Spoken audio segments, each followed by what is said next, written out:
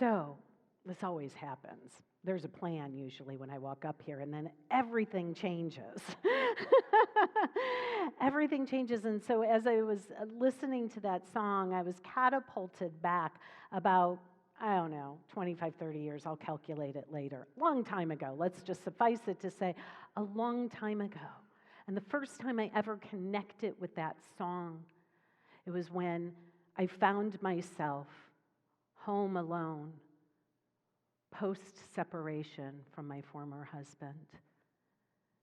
And I kept playing that song over and over and over again. Something in my mind, something in my heart, though I wasn't practiced in what we teach here, something in me knew that the heart of the matter was forgiveness. The heart of the matter was forgiveness, even if I don't love you, you don't love me, even if we disagree about what's going on in the world of appearances, even if things don't turn out the way you think that they ought to, that forgiveness is the heart of the matter, and it is that which leads us to healing. In fact, the moment that we forgive, we have instantaneous healing. And I say, thank you, Mother, Father, God, for that. And we've heard about forgiveness for lifetimes, have we not? Forgive 70 times 7, we have been told and taught. Only to mean that forgiveness is a way of life. It's not a one and done, folks. It's a living, breathing, walking, dynamic, and way of being that we participate in. Not for somebody else, not for the world per se, but for ourselves. For ourselves. So take a breath with me. Yeah. We've been talking this month about a way of life that works, and we've talked about our unity principles and practices, and we've said that if they don't pertain to our lives, if they're not applicable to what we're experiencing in our lives, then what good is it, right? And so the summer series is a way of life that works. And what we've been talking about this month, we've been building for a conversation. And today I want to begin to put it together as we reach the end of one month and go into the next month. And we're going to bridge forgiveness. We're going to talk about forgiveness today and how it heals, but we're going to talk next week about how forgiveness frees us. And as we do our 4th of July conversation, right? Okay, so that's the bridge there. But the foundation that we have laid is that we must have a practical, spiritual way of life that actually applies and works to our life. So right now, gosh darn it, if every week there isn't something in the news that's like major, right? And it's like, how do I as a minister talk about that for my community? You know, so this week I'm talking about decisions made by the Supreme Court, you know, huge decision in life, right? Right? I mean, something that shifts something, you know, that has been one way and for 50 years, and it's you know, my lifetime, and now it's completely different. And what I want to say, I can see people thinking of their positions right now and what they believe. And what I've learned being a minister is that even though I think that everybody thinks like I think, because how could they be in here unless they don't, right? How can you believe these principles unless you interpret them and live them the way that I do and apply them in the way that I do? So I learned a long time ago to be very careful, because anybody who's sitting in here, no matter what's going on in the world, we really don't know how one another feels or believes on a certain matter. I'm telling you that no matter what, this lesson is for you. Doesn't matter how you are perceiving the world today. Whether you are in jubilation and celebrating, the call for you is compassion. And the call for you is compassion and spaciousness and understanding for those who may not be. And if you feel deflated or discouraged, horrified, whatever the whole gamut might be, this message is for you too. Because forgiveness is the heart of the matter. But not only is it the heart of the matter, it is what leads to divine right action. And so this message pertains to all of us. And there are those in the middle who feel like, oh, I don't know, right? Yeah. But there's something else you got going on in your life. Something else that you've got going on in your life. So what I teach here is that no matter what is going on in your life, whatever's on the top of the pile, you just pick that thing up. You just pick that thing up. I think I spoke it a long time ago. It's like we're kids and we're playing pickup sticks, right? You know, those sticks with all the different colors. And I had to look this up one time when I was going to use this as an illustration. Like, I couldn't remember. Each color has different points. And so don't we value some of our issues more greatly than others? Some really trip us up, some don't, right? So you've got the pickup sticks, you drop them on the ground, and there they are. And the goal is to pick up the stick without moving any of the other sticks and not to get points against you or for you or whichever way it goes. It doesn't matter. All we have to do in our spiritual teaching practice, every time we're here on a Sunday, just pick whatever's on top. If you don't think the message is for you, pick what's on top of your pile and just see. See how it applies. It's not pick up that stick and see how it applies for my neighbor or for somebody else.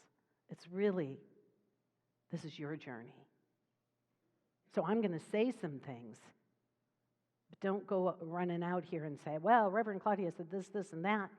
I'm saying it for each of us to experiment in our lives, to be the scientists of our lives, and to discover whether it works for us. And so how we started this month out is that we have a way of life that works. You want to see, I haven't been working out lately, but I intend to. A way of life that works. And what we want is we want freedom. We want freedom from fear. But really what we want is to feel comfortable and good in who we are and to remember our identity and to heal those aspects of ourselves that seem to be lacking. That's the point, and that's the point of this particular conversation, that we bring to our attention and our awareness the truth of who we are, what we are, and how we serve. And so I began the month by asking you, other than what you're thinking and believing, how the heck are you, right? Other than what you're thinking and believing, how are you? And the question really points to the spiritual principle that our thoughts are things, and the thoughts and beliefs that we hold outpicture in our lives and become the landscape of how we experience life. And because we all have different thoughts and beliefs, as I said in the very beginning, guess what? We all see it differently, right? And so the thing isn't to go out there and fix somebody else's perception. It's to go within. Other than what I'm thinking and believing, am I okay? That the cause is within us, and the cause is our thoughts and our belief system. But I don't feel like it. Don't you ever just think, I don't feel like doing that. I don't want to, right? We are trained to believe that that's actually an excuse, right? I don't feel like it, Mom or Dad, or I don't want to, and that leads us to the next point of what we're building here. What about our feelings?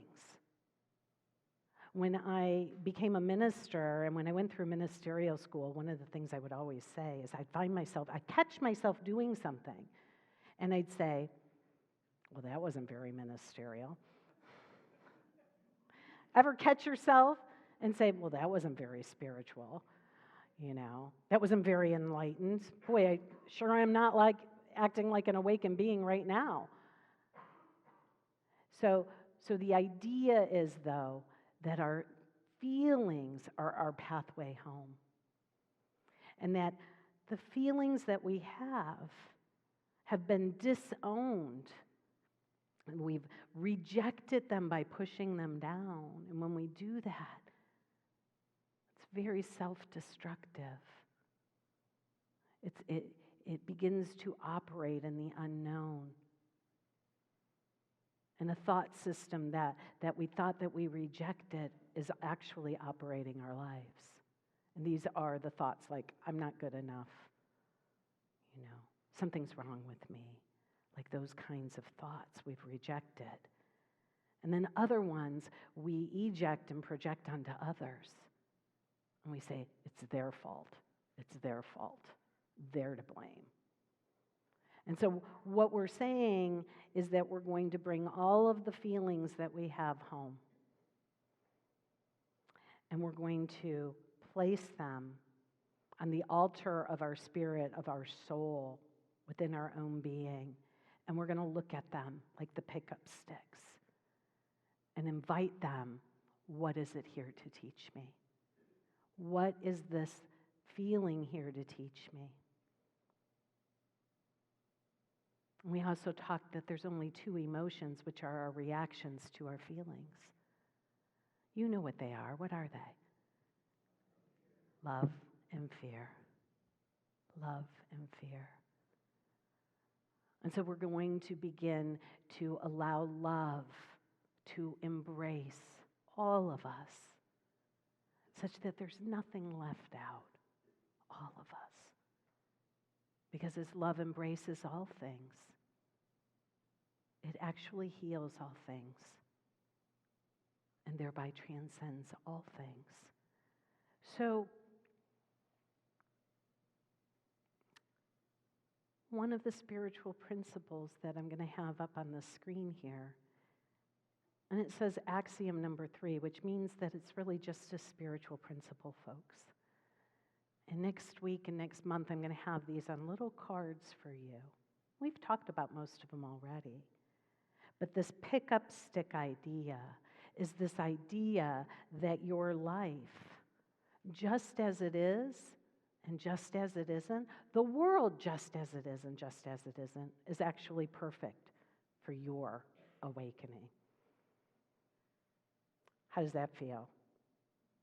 Your life is like an ashram, a spiritual hermitage that you have created unbeknownst to yourself that is perfect for you. It's designed specifically for you. And in this ashram, there are no ordinary moments. Every moment is extraordinary.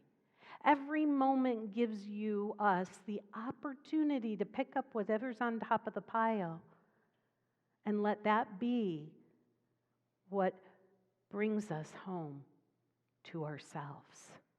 Each moment is extraordinary. Say, each moment of my life is extraordinary. Say it. It's extraordinary. Did I pop that one on you? Let's say, my life is extraordinary. Every moment is an opportunity for my awakening. Everything.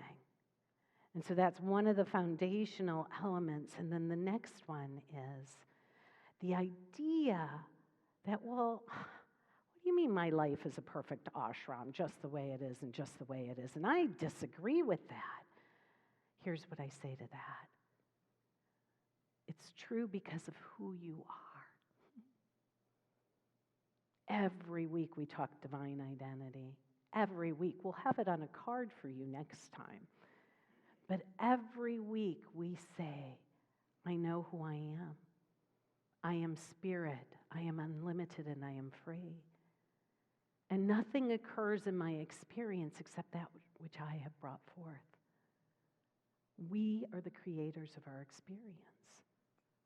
Get out of town. Get out of town.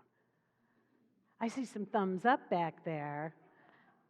Because I tell you what, be the scientist of your life, whether you believe it or not.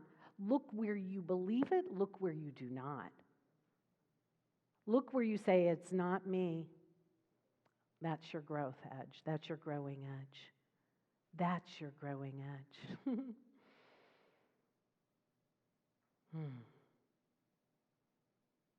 Because when we begin to accept 100% responsibility, now catch this, this is the important part, for our experience of life, we are free. That means that the heart of the matter being forgiveness doesn't matter who did what court decided what political party is in power, who did what to you, when and how, what happened a long time ago, because today you stand in your divine identity. Today you say, I am free. Today I am going to experiment with the idea that my life is perfect, that I created it. Not Claudia, but something in me created it. A higher intelligence knowing it was perfect for me and my pathway. Just to gauge, how many are willing to go there? Nobody look at anybody else. I'm just going to look. I'm the only one who's going to look. How many of you say no way? Oh, wow. This is a powerful group, but there's no judgment. There's no judgment. It's just a gauge. Where are we at? Where are we at? And so then we decided to think about our mindset. Our mindset. And our mindset, the acronym for our mindset is HOW. H-O-W. How. So we approach this, no matter what is going on in our lives, we approach it being honest with ourselves. I don't believe a word she just said. Be honest with yourself. I believe every word she just said. Just be honest. What is it said? Something about the unexamined life is not worth living. Right? There's something like that, the unexamined life. So we are going to be the examiners of our lives, and the only way we can do that is to be honest with ourselves and to approach it with humility.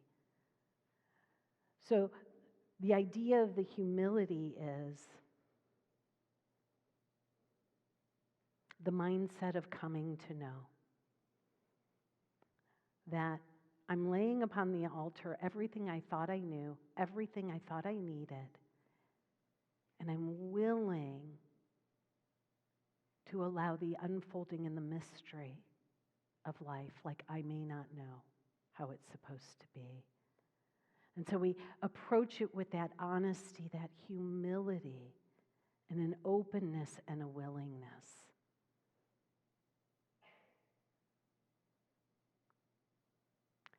In our culture, we are not taught this as we are kids.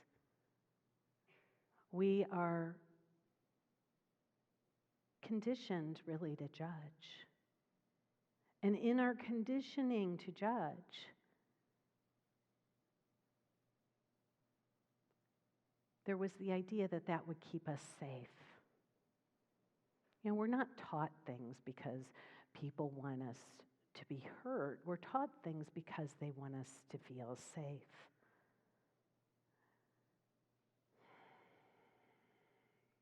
How do I know that we are raised in a culture of judgment?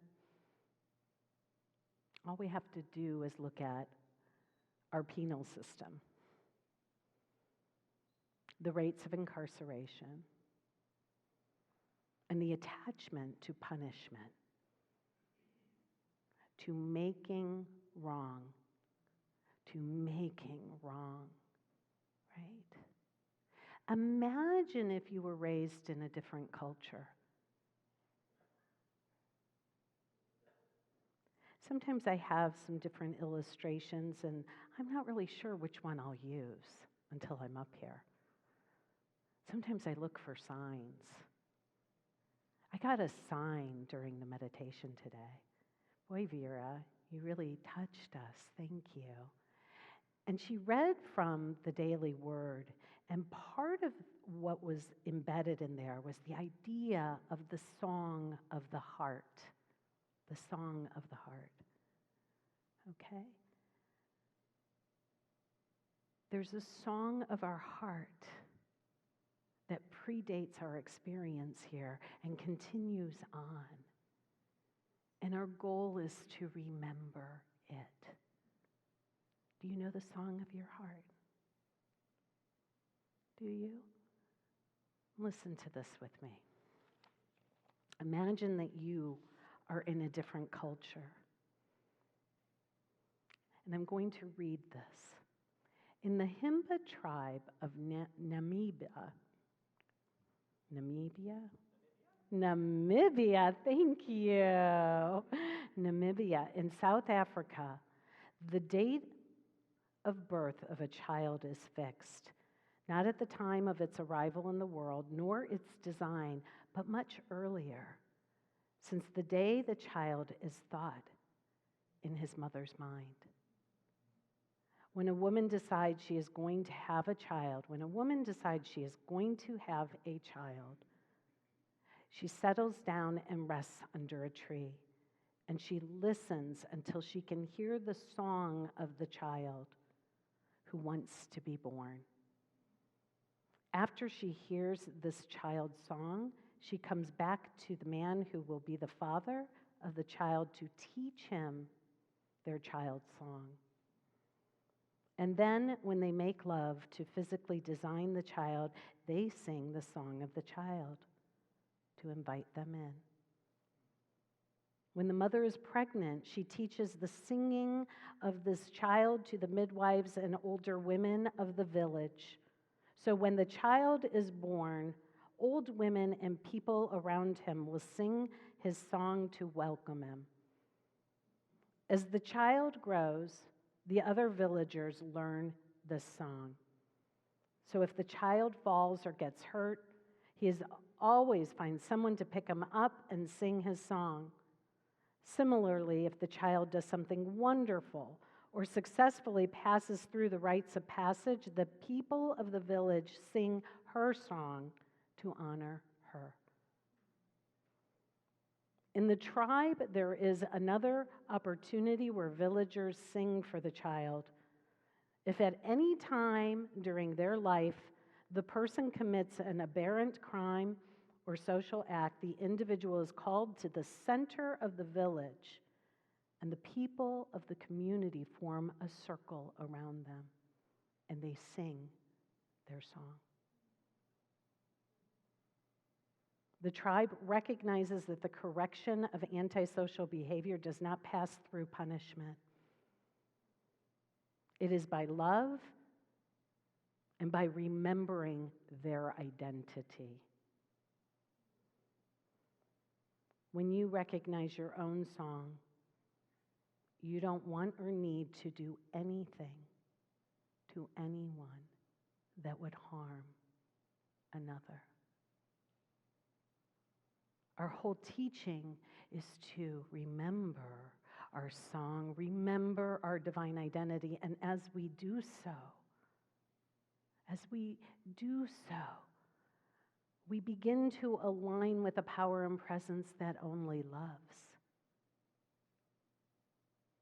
And when we falter, or when something seems to get us and we fall off balance, we just pick whatever is up on top of that pile and we look at it, not with punishment, but with curiosity, with humility, with love. And we offer it to our highest self and ask, what is the truth?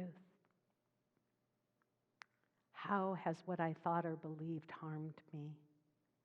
And it will always be a judgment. So what is a judgment? What does a judgment do to the body? It constricts it.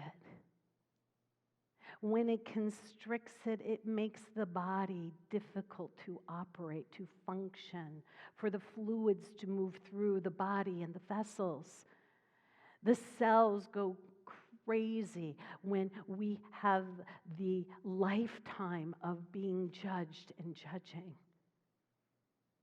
It outpictures as depression, anxiety, drug abuse. It outpictures as otherness and us versus them. It outpictures as a society that would give its power to something outside themselves to make decisions for others. And so we return to divine identity and to the releasing of the judgments. What does an unforgiving mind do? I want you to think of something in your life that has been a forgiveness issue for you. Something where you know you need to forgive, a person, place, or thing. And I want you to listen to this. This is what an unforgiving mind does. In frantic action, it pursues its goal. What's its goal? Its goal is the judgment, twisting and overturning what it sees as interfering with its chosen path. Distortion is its purpose and the means by which it would accomplish it as well. It sets about its furious attempts to smash reality without concern for anything that would appear to pose a contraction to its point of view. And an unforgiving mind must judge to justify its unforgiveness. Take a breath. Have you ever done that? Have you ever been frantic in your position? Have you ever thought, oh my God, they're crazy? They don't think like I think, if they don't do what I do, or that they did that to me? What is all that? And we decide that something is so, and like a laser, we hold on to that. And guess what? Everything proves that point. Everything does. That's the way it works, right? So let's take a breath. We're going to turn from the unforgiving mind to the forgiving mind. And the forgiving mind is the opposite of contraction. It's expansion, it's spaciousness. It thinks, there might be other possibilities here. It thinks I may not know what that person is thinking or feeling or why they are the way they are. Or that person might be hurting and crying out for love. A forgiving mind is spacious and is at peace. It waits. It allows. Take a breath with me.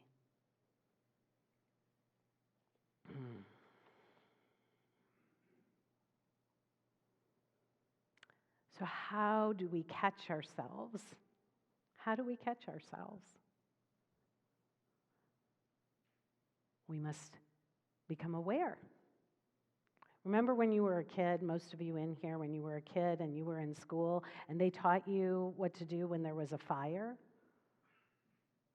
They told you, what our natural reaction is if there's a fire and actually maybe a part of us, our clothing or hair catches on fire, what do? We run because we want to get away from it, don't we? So what they teach you to do, that only feeds the flame, doesn't it? Not unlike our judgment. When we run with the judgment, it feeds the flame. And so what do they tell you to do? They tell you to what? Stop, drop, and roll. So this is what we're going to practice this week. We're going to be self-aware. And it's your feelings that are going to tell you when something's up. You're going to feel, you're going to feel something right there. Or maybe something on the back of your neck. wherever you feel it. You're going to get hooked in some way. And when you do, just, oh yeah, I'm supposed to stop. I'm supposed to just notice. And so I stop and I notice.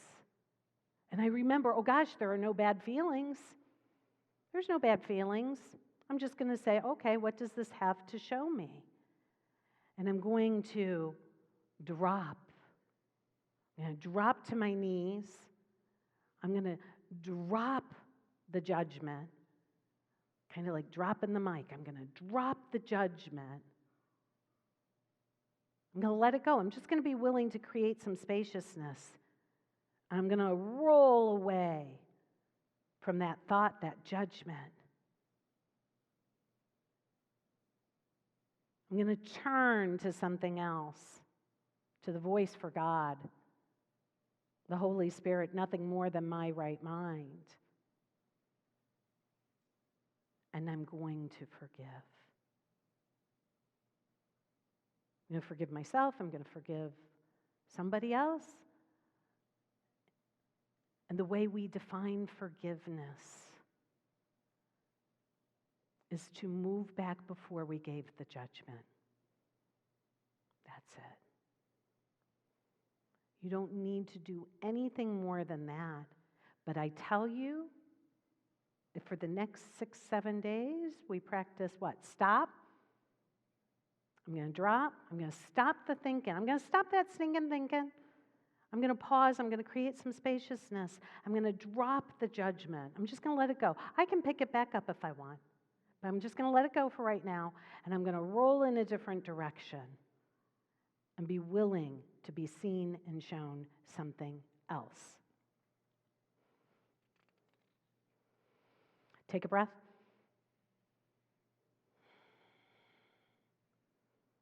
Is that a deal? Because we're going to finish the forgiveness next week on the freedom of forgiveness. But the first step is just to let go of our judgment, to just notice when we're judging. And when we do that, we heal ourselves. And so I'm going to invite you to think of somebody, something you're judging right now. Could be me, could be anything, anybody in your life. I want you to bring them to your awareness. Could be yourself. And I want you to take a breath and place the hands before the heart.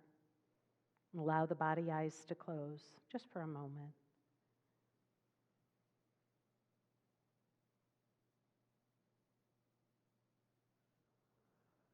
I want you to see the situation and feel it.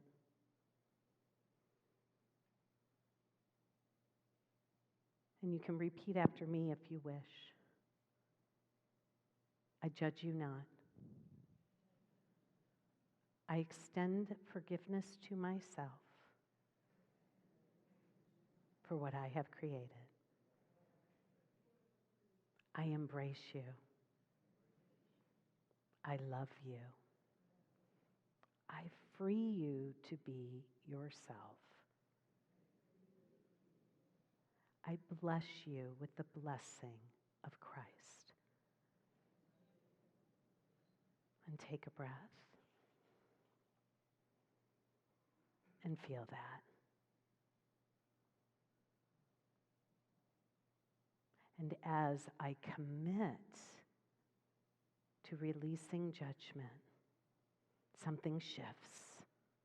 Something is made new. There's a spaciousness. There's a peace. Turn to that. Breathe that in. Arising above. And let that be the way you walk forth this week as your practice. Thank you.